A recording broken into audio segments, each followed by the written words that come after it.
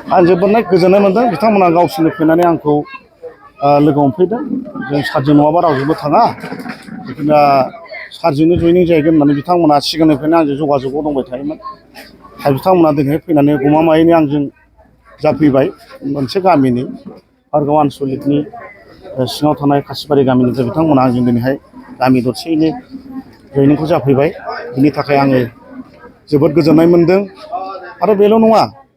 फैबाय थागौ समाव आङो गोबां लाबावगोन दा आंजों गोबां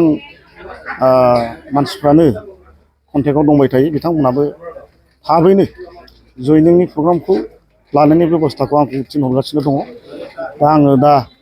समा एसे आंहा टाइमा हांथोनो थोनो जानायखाय आं लाथ'वाखै दा नैबे बैसागुनि सिगांनो आं माखासे गोबां लानाय जागोन 300 400 आं जयनिं लानाय जागोन गासिबो बिपिएफनिफ्राय फैनाय गासिबो बिपिएफ जोबखा आंबो बिपिएफखामोन सानसे समाव दा बिथांमोना सिगाङाव आंखौ मोनबोखानाय हिसाबै बयबो आंखौनो हांख्रायफिनदों जेखिजाया पार्टिया जेखिजाया मानो जों सारखौ गारनो हाया होननानै बिथांमोना दिनै आंजों जयनिं जाफैदों आरो फारसेथिं बिथांमोना बुजिनो हादों दिनैहाय सरकार गैयाबा जेबो अनसुंथाइ मोना दिनैहाय गोबां आसनि जेनेबा बिटिआर सरकाराव प्रमद बर' बिथाङाबो गोबां आसनि दिनै लादों गियानि सोरां अनसाय बिथांखि नङा होमबा माइनाव सोरां गोबां बेमार आजार रग निर्मुल थारमाने बयनोबो बिदिनो 5,000 खरि गोबां होनाय जाबाय सेल्फ हेल्प ग्रुप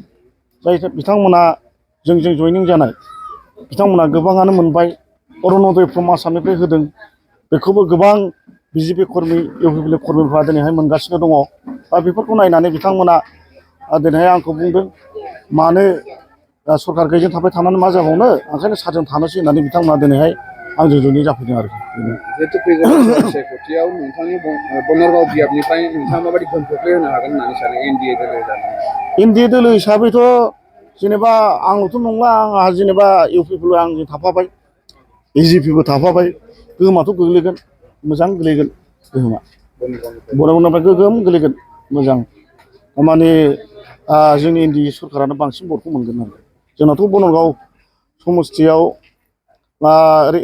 मोनथाम गावबाय थारमाने बे एलएसियाव जोंना बुंनो थाङोब्ला जोंनि बिटिसिनि हिसाबैब्ला मोनसे समस्थिया मोनथाम जायगायाव एलएसियाव हाबनानै दंमोन दा दतमा एलएसियाव मोनसे बावखुंग्रियाव मोनसे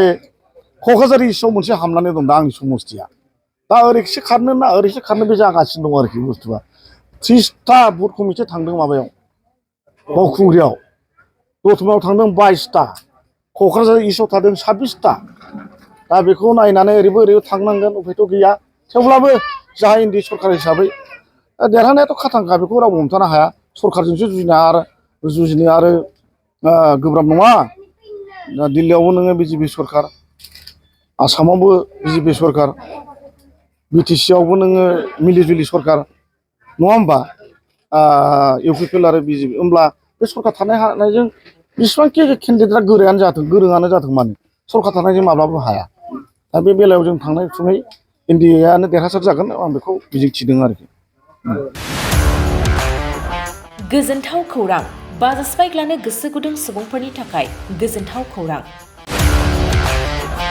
क'क्राझार सहराव थानाय दावहारु अट' एजेन्सिया 27 मार्चनिफ्राय 30 एप्रिलसिम बिहु एन्ड ईद धामाका अफार आरो एक्सचेन्ज मेलानि गोबां खाबुफोर होगासिनो दं दावहारु अट' एजेन्सिनिफ्राय बायगिरि बिथांमोना 7,999 राङावनो लवेस्ट डाउन पेमेन्ट होनानै बाजाज बाइक लानो हागोन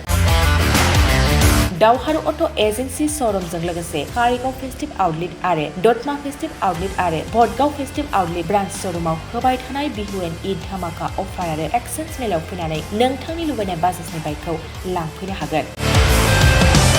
बाजाजनि बाइक सालायनो मोजां मोनग्रा रायजो राजाफोरनि थाखाय दावहारु अट' एजेन्सि श'रुमा बेनि अनगायैबो गोबां मोजां अफार लाबोदों बेफोर अफारफ्रानो जाबाय जेरै helmet free 5 litre petrol free आरो गासैबो मडेलनि एक्सचेन्ज खाबुआ एभेलेबल जागोन आरोबाव गुबुन मोनसे मोजां खाबुआ जादों 500 रां होग्रोनानै गोसोबादि बाइकखौ नोंथाङा आवगायना दोननो हागोन गोबां बाथ्रा मिथिबावनो थाखाय 60003822 018193 जानबुं नाम्बारनि गेजेरजों खौरां लाहरनो हागोन